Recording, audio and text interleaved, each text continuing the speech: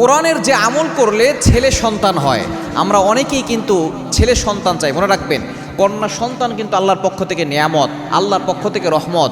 ছেলে সন্তান আল্লাহর পক্ষ থেকে রহমত, নিয়ামত। তবে অবশ্যই আমাদেরকে সতর্ক থাকতে হবে, আল্লাহর পক্ষ থেকেই ছেলে সন্তান আসে, আল্লাহর পক্ষ থেকেই কন্যা সন্তান আছে।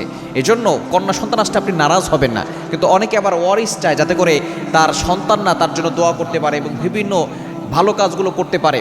এজন্য অনেকে ছেলে সন্তান চায়। আমি পবিত্র কোরআনুল কারীম থেকে 3টি আমলের কথা বলবো। পবিত্র কোরআনুল কারীম থেকে 2টি আমলের কথা বলবো। একটা আমল করলে অনেকেই উপকার পেয়েছে।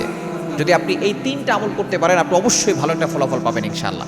1 নম্বর হচ্ছে হযরত ইব্রাহিম আলাইহিস সালাম। তিনি 80 বছর, যখন তার 82 বছর বয়স, এই সময় পর্যন্ত বৃদ্ধ হয়ে গিয়েছিলেন, আল্লাহ পাক রব্বুল আলামিন এই সময় তাকে সন্তান দিয়েছিলেন হযরত ঈসা আলাইহিস সালাম। তিনি একটা দোয়া করেছিলেন। দোয়াটা হচ্ছে পবিত্র কোরআনুল কারীমের 23 নম্বর পারার 8 নম্বর পৃষ্ঠার 10 নম্বর লাইন, সূরা সফফাতের 100 নম্বর আয়াত, রব্বি হাবলি মিনাস সলিহিন, রব্বি হাবলি মিনাস সলিহিন। তিনি আল্লাহর কাছে দোয়া করেছিলেন, আল্লাহ আমাকে একটা নেককার সন্তান দান করো। আল্লাহ পাক রব্বুল আলামিন এই দোয়ার বদৌলতে তাকে সন্তান দিয়েছিলেন হযরত ইসমাঈল আলাইহিস সালাম।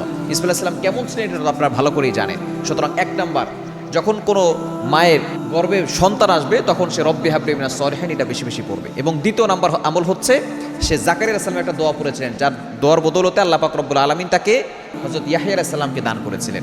দোয়াটি পবিত্র কোরআনুল কারীমের সূরা আম্বিয়ার 89 নম্বর আয়াত, 17 নম্বর পারার 8 নম্বর পৃষ্ঠার 12 নম্বর লাইন, রব্বি লা তাযারনি ফারদা ওয়া আনতা খায়রুল ওয়ারিসিন। এই দোয়াটা আপনি বেশি বেশি পড়বেন। আরেকটা আমল, খুবই গুরুত্বপূর্ণ আমল, এটা আমি যাদেরকে বলেছি তারাই উপকার পেয়েছে। আমি এটা আমার শায়েখ, যার কাছে আমি বুখারী পড়েছি, উনি বলেছিলেন হাদিসের দর্শে বসে, যে উনি বাহিরের একটা কিতাবের ভিতরে হাদিসটি পেয়েছিলেন। তিনি আমাকে বলেছেন, আমাদেরকে বলেছিলেন সেই হাদিসের দর্শে বসে, আমি যাদেরকে বলেছি তারাই উপকার পেয়েছে। সেটা হচ্ছে, যদি কোনো ব্যক্তির কন্যা সন্তান হয়, যদি সে ছেলে সন্তান চায়, তাহলে সে আগে থেকেই নিয়ত করবে যে আমি আমার সন্তানের নাম মুহাম্মদ রাখবো। আমার যদি ছেলে সন্তান হয়, তার নাম মুহাম্মদ রাখবো। এই নিয়ত যদি কেউ করে, আল্লাহ পাক রব্বুল আলামিন তাকে ছেলে সন্তান দান করে। এটা আমি নিজে পরীক্ষিত, যাদেরকে বলেছি তারাও উপকার পেয়েছে। সুতরাং যাদের কন্যা সন্তান বেশি হচ্ছে, ছেলে সন্তান চাচ্ছেন, অথবা কোনো সন্তান হচ্ছে না, ছেলে সন্তান চাচ্ছেন, তারা দোয়া করবেন আল্লাহর কাছে, আল্লাহ যদি আমার একটা ছেলে সন্তান হয়, তার নাম রাখবো মুহাম্মদ।